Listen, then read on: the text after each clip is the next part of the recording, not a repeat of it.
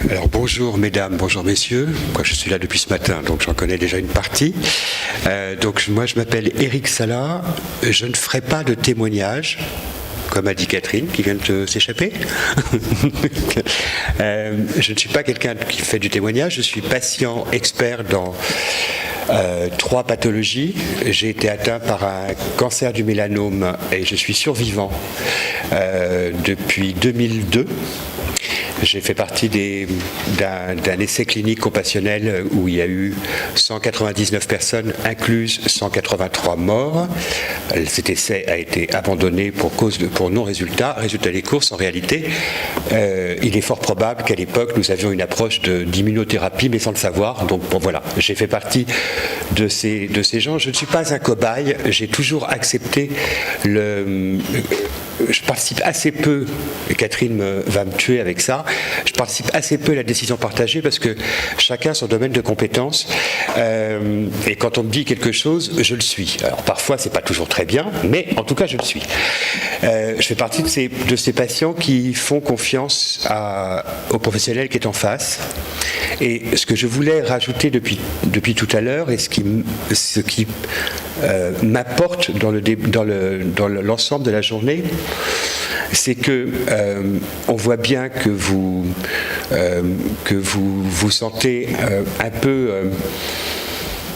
dépassé, non pas par les événements, mais dépassé par les mouvements sociétaux qui sont les nôtres, et que nous-mêmes, en tant que patients, que vous serez, que vous êtes, nous avons des injonctions auxquelles nous devons répondre.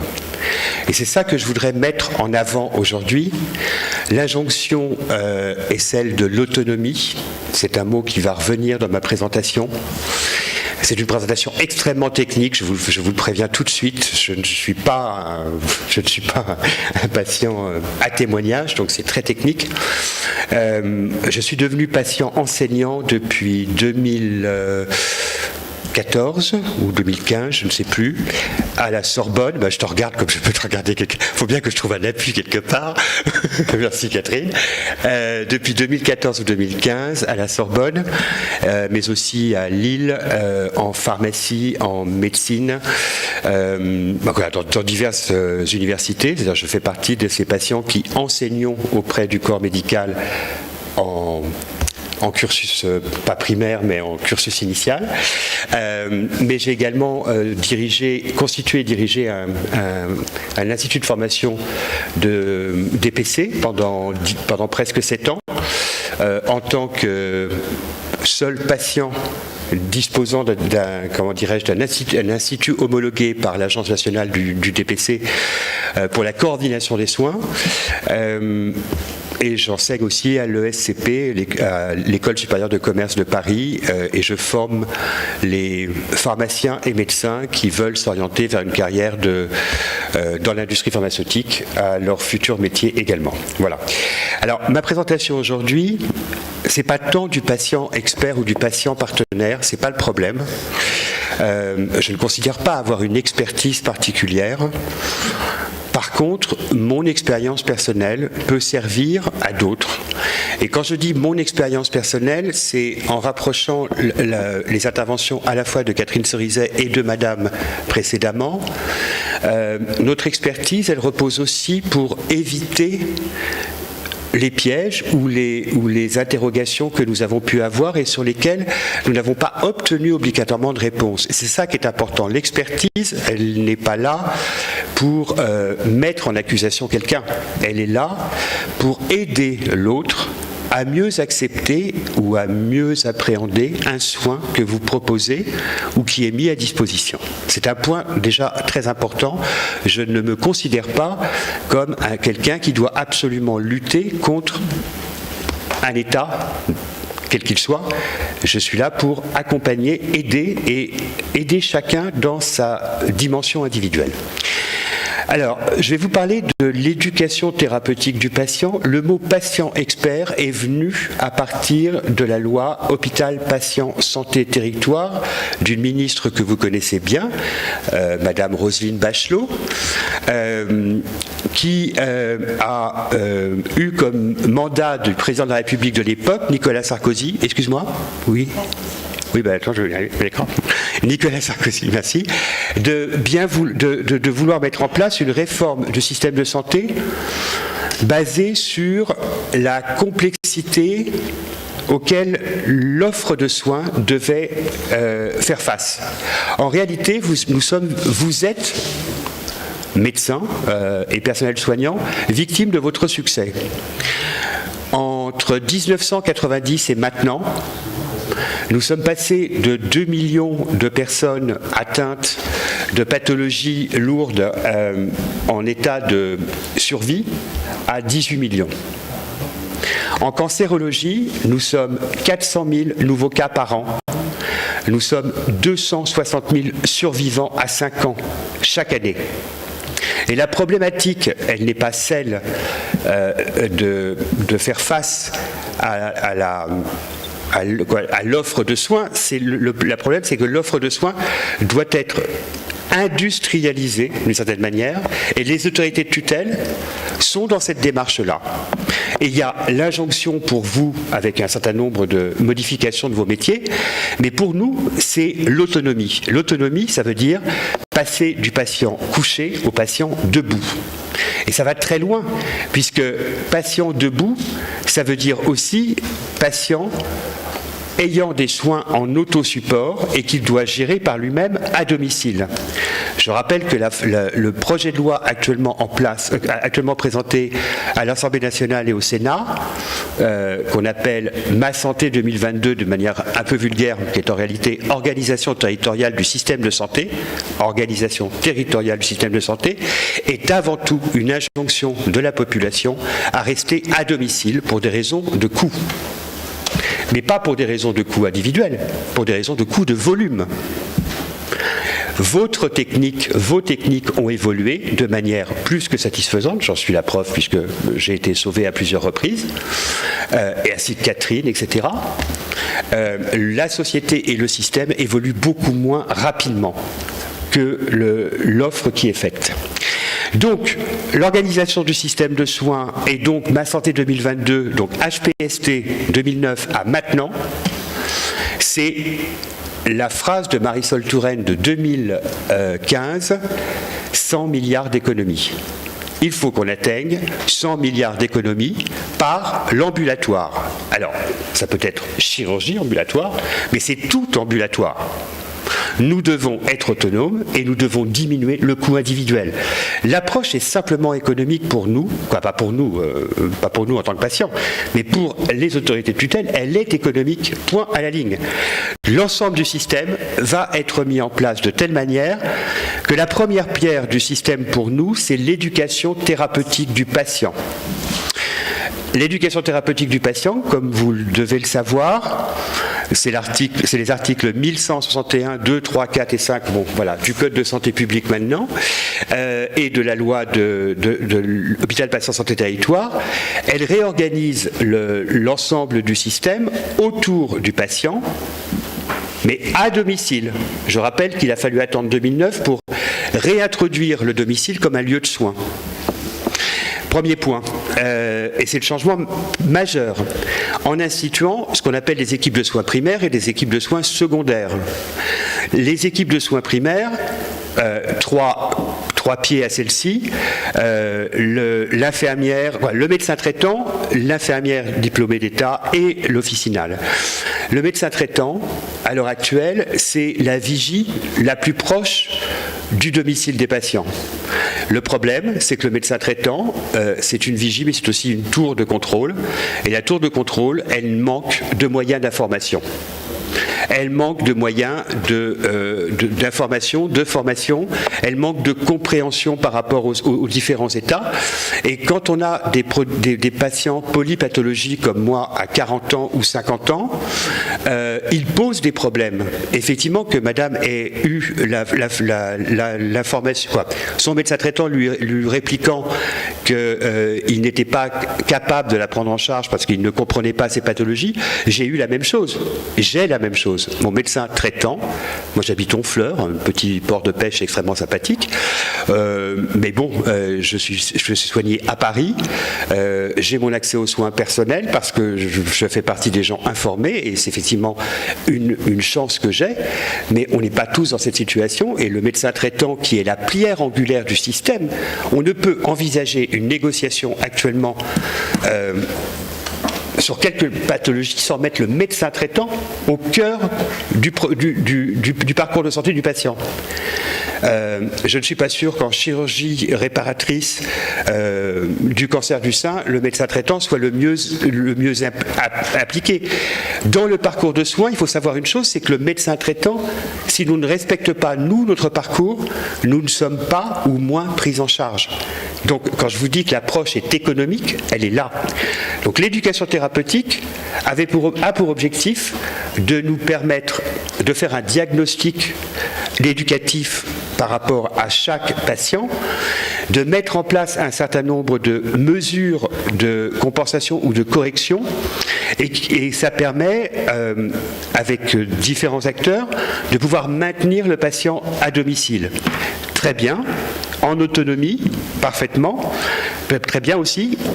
Et là où on en est à l'heure actuelle, c'est que Ma Santé 2022 rajoute à cela tous les outils de télémédecine, télédiagnostic, téléconsultation, les plateformes territoriales d'appui, etc., etc.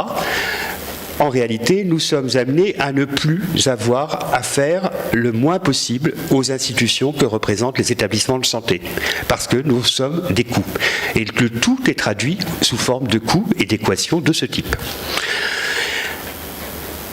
L'ETP, à l'heure actuelle, dans la version qui est enseignée en faculté ou dans les institutions, ne prend pas en charge, n'aborde pas la problématique de l'autonomie de manière économique et de santé publique.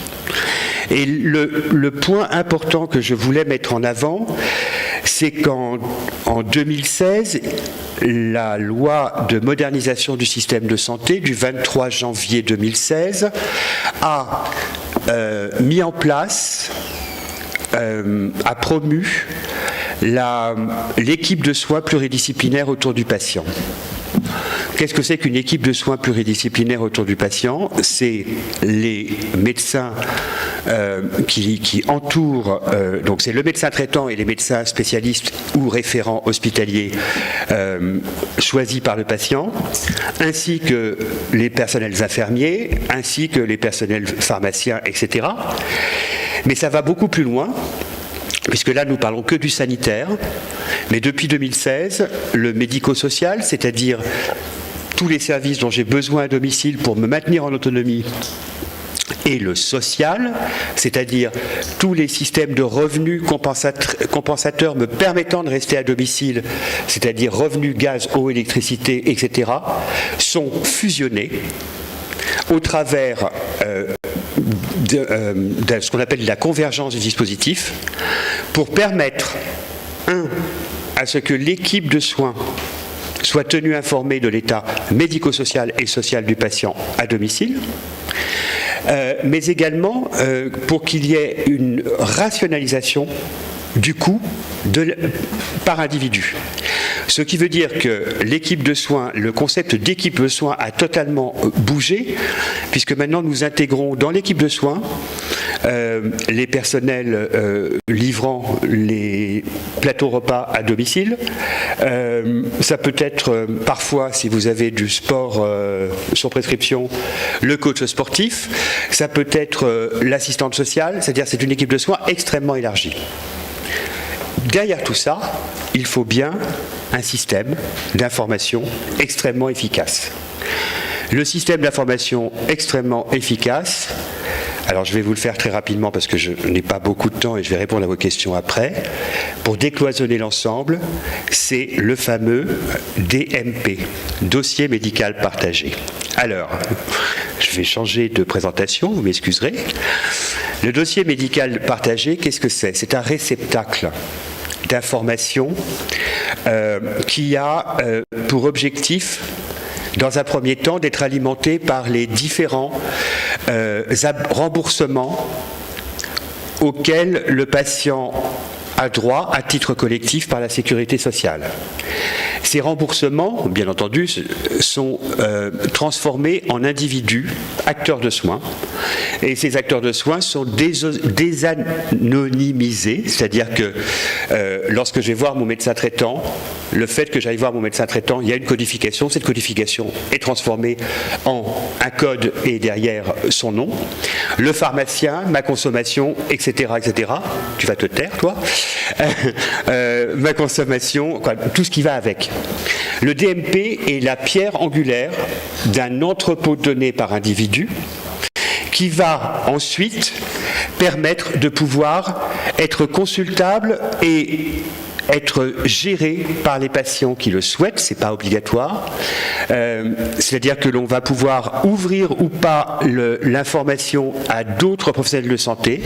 C'est-à-dire que c'est le patient qui devient son propre coordinateur de l'ensemble de l'offre de soins qui lui est faite pour la prise en charge d'une pathologie. Le grand changement que j'essaye de vous faire pointer du doigt, c'est que la relation soignant-soigné, sachant, non sachant, on va dire ça comme ça, change sous l'impact des évolutions technologiques, certes, mais aussi sous l'évolution de la contrainte économique. Et qu'il y a une transposition actuellement très importante, non pas du pouvoir de décision, mais de l'opposabilité aux patients d'un certain nombre de choses. Si je ne respecte pas mon parcours de soins, si je décide par exemple d'aller voir un autre immunologue ou un autre cancérologue que celui qui a été avec lequel j'avais des relations au départ et que je n'en ai pas informé mon médecin traitant, ma consultation ne sera pas complètement prise en charge. Et ceci pour un certain nombre de choses. Et ça va très loin, puisque ça va aussi impacter le panier de soins et l'ensemble des soins qui vont être mis en place. C'est un peu ce que je voulais dire. Voilà l'expertise que j'essaye d'apporter. C'est une approche. Ce que je viens de vous faire, c'est un cours en 10 minutes de ce que je fais en 9 mois auprès de mes élèves. Merci beaucoup. Merci.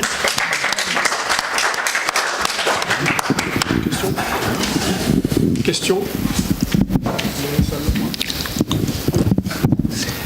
Bon, tout ça c'est très intéressant, on a parlé déjà tout à l'heure avec vous. On est dans l'abstraction et dans la théorie. La vraie vie, c'est un médecin généraliste qui s'occupe d'un patient. Et rien ne permet le mieux à un patient d'être bien pris en charge que le médecin généraliste qui le connaît bien et qui le suit bien. Nous sommes là dans le cadre des maladies de longue durée. J'ai parlé samedi au congrès de médecine générale du suivi de l'obésité au long cours après chirurgie bariatrique. C'est exactement les mêmes questions. On a insisté énormément dans un rapport de l'Académie de chirurgie, de l'Académie de médecine l'année dernière sur l'importance du médecin généraliste comme coordinateur de soins. Alors il faut qu'ils soient informés de tous les détails qui permettent d'améliorer, de toutes les mesures qui permettent d'améliorer la vie du patient, soit, comme tout à l'heure je vais vous l'expliquer, après cancer, soit dans une autre maladie chronique comme le diabète ou l'obésité ou l'insuffisance rénale. Alors, le dossier médical partagé est intéressant, mais il ne remplace pas, et ça, je veux y insister, c'est très important, et je pense que la plupart de mes collègues ici sont du même avis, le rôle du médecin généraliste est fondamental. Je n'ai pas, je vous prie de croire que je n'ai absolument pas attaqué la médecine générale, et je parle de médecin traitant, moi en l'occurrence. Il ne s'agit pas d'attaquer, il s'agit de promouvoir. Attendez, je finis ce que j'étais en train de dire, et je ne suis pas un promoteur du DMP en tant que tel. J'essaye de vous mettre à un instant T l'état actuel de l'analyse universitaire qui est faite de l'ensemble des dispositifs législatifs et de gestion de données qui sont actuellement mis à disposition, qui sont actuellement promus. Pour la petite histoire, en dehors de mes approches universitaires, je suis également pour les départements de l'Essonne bénévole dans la mise en place des circuits d'information en gestion de données pour l'ensemble du département. À l'heure actuelle, nous avons à peu près 2% des médecins traitants qui sont connectés à l'ensemble des données dont ils disposent sur leurs patients avec une pathologie chronique. Pour ce qui me concerne, en général, je ne mets pas en avant mon cas personnel, j'ai 4 pathologies, 4 ALD. Mon médecin traitant, je ne le vois à peine qu'une fois par an, parce qu'à chaque fois que j'y vais, il me fait la même réflexion qu'à madame, mais comment voulez-vous que je vous gère? Je ne peux pas gérer toutes les problématiques que vous avez. C'est pas possible. Donc moi je veux bien qu'on dise, attendez, je vais aller jusqu'au bout, je veux bien qu'on dise ce qu'on veut sur le médecin généraliste. Alors d'abord, on parle du médecin généraliste, mais il faut parler d'un exercice coordonné. Il n'est plus tout seul. Moi, mon médecin généraliste ne peut pas travailler tout seul dans son coin, parce que sinon c'est même pas la peine. Non, mais attendez, pour vous c'est une évidence, mais c'est pas une évidence pour tout le monde. Ça c'est un premier point. Et ça c'est un point important. Je promeus moi l'exercice coordonné. L'exercice tel qu'on l'a connu jusqu'à présent, tout seul dans son coin, ce n'est pas possible. Et le deuxième point, c'est que la plupart du temps, il n'a pas la capacité de pouvoir interférer sur mes traitements et surtout il n'a même pas la possibilité d'avoir le recul dessus. Mais coordonner ne veut pas dire intervenir sur les traitements. Mais c'est pas lui qui coordonne, c'est moi qui coordonne. Ce que j'essaye de vous dire depuis tout à l'heure, c'est que c'est pas le médecin généraliste qui va être le coordinateur, quoi qu'on puisse, pour des raisons de corporatisme, le rajouter, c'est le patient qui devient coordinateur de son soin, la plupart du temps. Et c'est ça le truc. Et c'est ça le... Mais non. Et le problème est là. Je suis pas d'accord du tout. Mais que vous ne soyez pas d'accord, c'est une réalité. Notre réalité en tant que patient, c'est ça. Si on veut être bien pris en charge, on est obligé de s'intéresser à notre coordination. Ce qu'a dit madame tout à l'heure, c'est exactement cela. Vous avez parlé tout à l'heure d'équipe pluridisciplinaire, donc de réunion de concertation pluridisciplinaire, par extension. Or, dans une réunion de concertation pluridisciplinaire, s'il n'y en a pas un qui prend en charge le patient, la décision est collective et on ne sait pas très bien qui a pris la décision. Donc il est très important qu'il y ait un médecin référent qui est le médecin généraliste. Alors moi je veux bien, mais excuse-moi, je vous ai dit, j'habite Honfleur, je suis soigné à Paris.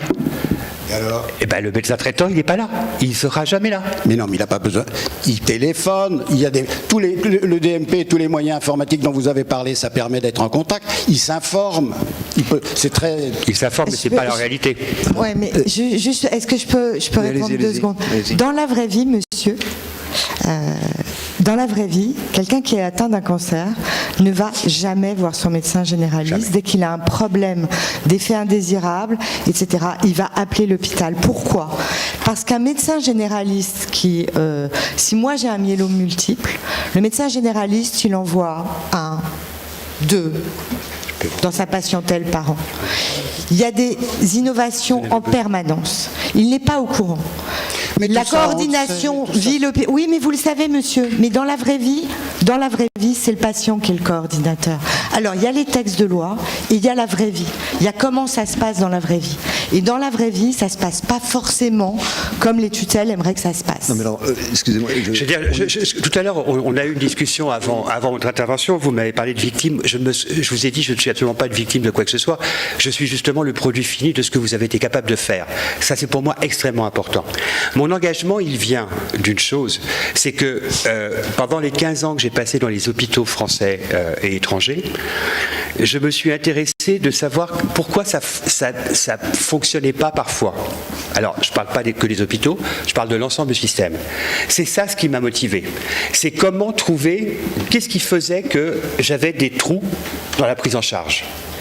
Ces trous dans la prise en charge qui coûtaient fort cher à la société. Extrêmement cher. quand j'étais réadmis à plusieurs reprises pour des effets secondaires extrêmement violents et pour un certain nombre de choses, ce n'est pas le médecin généraliste qui me prenait en charge. D'abord, je n'ai pas fait ce choix-là parce que j'avais un problème de compréhension. Voilà. Personnellement, c'était mon pharmacien. Pourquoi ? Parce que le pharmacien, lui, il avait une compréhension thérapeutique de l'ensemble des traitements que j'avais. Comme j'avais 6 traitements en même temps, c'était absolument impossible à gérer. Et donc, j'ai fait mon choix. Mais le système, ce que j'essaie de vous expliquer à titre universitaire, c'est que le système actuellement repose sur des combats d'arrière-garde, pour moi. Le patient, que je n'appelle pas expert, mais que j'appelle partenaire, il est là, entre autres, comment dirais-je, vous n'avez pas été préparé à l'évolution d'un certain nombre de techniques et vous les avez apprises au fur et à mesure. Nous n'avons pas été préparés, nous, population, non professionnelle, à être atteints très tôt de pathologies. Ça nous arrive. Le mauvais goût qu'on pourrait avoir, c'est de survivre. Bon, d'accord. Mais à côté mais justement, on en tire parti. On en tire parti pour faire évoluer le système et qu'on nous entende. Là où moi je suis contre actuellement ce qui est mis en place, c'est de dire qu'à longueur de temps, l'entrée du système, c'est le médecin généraliste. Non, l'entrée du système n'est pas le médecin généraliste. Alors moi je pense que là, je voudrais intervenir. Ce débat, l'intérêt de ce débat, ça montre bien que on a une action à faire, parce que là manifestement il y a une difficulté de compréhension. Moi j'entends parfaitement ce que dit Philippe Marre, parce qu'on nous a toujours dit, et on considère comme ça que le médecin dit de famille est une pierre extrêmement importante dans l'édifice. Vous êtes en train de nous dire que finalement c'est le patient qui doit l'être. Je ne sais pas qui a raison, je pense que la vérité est probablement au milieu. Oui, on ne peut pas balayer le médecin généraliste, parce que je pense qu'il est un acteur fondamental. Je pense aussi que le patient doit être un acteur, et je pense qu'on va peut-être se donner rendez-vous pour un nouveau colloque, parce qu'on ne va pas régler le débat ce soir. Je pense qu'on est tous d'accord. Mais c'est intéressant, parce que ça montre bien le chemin qu'on a à faire chacun. On a chacun à faire du chemin. Je pense que c'est très important. On n'est pas, je ne représente pas la population, excusez-moi. Je ne représente pas la population, je dis simplement qu'en fonction de chacun, on voit bien les 3 cas d'ailleurs. On a quand même une capacité à avoir pris du recul sur nos pathologies et à prendre en charge un certain nombre de choses. Vous comprenez ce que je veux dire ? On reçoit votre message qui est politiquement très incorrect, mais très innovant. J'ai toujours été incorrect, donc c'est pas le problème. Simplement, on rejoint un peu la position de Philippe Marre, parce que ça fait 30 ans qu'on nous dit que le patient doit avoir un médecin traitant, qu'il est moins bien pris en charge s'il n'a pas de médecin traitant, que nous avons l'obligation, ce sont les critères qualité de notre pratique, d'adresser des comptes rendus le jour même de la sortie au médecin traitant comportant tel item. Alors, je trouve ça très nouveau d'entendre votre discours, et ça nous donne matière à réflexion, mais nous sommes quand même, nous médecins, actuellement dans un système que d'ailleurs nous trouvons plutôt pas mauvais, dans l'état dans lequel il est, en notant quand même qu'il y a de plus en plus de médecins, de patients qui n'arrivent plus à avoir de médecins traitants, y compris dans le centre de Paris. Mais on est d'accord, mais ce que je veux dire, c'est qu'il n'y a pas de... Ce que j'essayais de montrer, c'était l'ensemble de la projection qui a été faite depuis 10 ans. Et quelles que soient les alternances politiques, ça n'a pas bougé. C'est toujours la même chose. Voilà. Juste un petit commentaire qui pourra peut-être servir de conclusion. Une expérience d'un médecin généraliste dans ma région qui avait imposé à ses patients d'avoir un cahier. Donc il y avait un format quand les patients achetaient un cahier et sur lequel il collait tous les comptes rendus ou les résultats d'examen, etc. Et c'était le patient qui avait son cahier et il ne les prenait pas dans sa clientèle s'il n'avait pas ce cahier. Donc il était le coordonnateur, mais il responsabilisait ses patients pour gérer l'ensemble de ces pathologies. Alors, je me suis promené jusqu'à l'année dernière avec un dossier médical qui représentait 1 kilo à peu près, avec les derniers mois de chaque... Voilà. Pour moi, le DMP, c'est une avancée pour cela. Voilà, c'est tout. Merci beaucoup. Bon, vous voyez donc, on a de quoi faire de nombreux colloques dans les mois et les années à venir.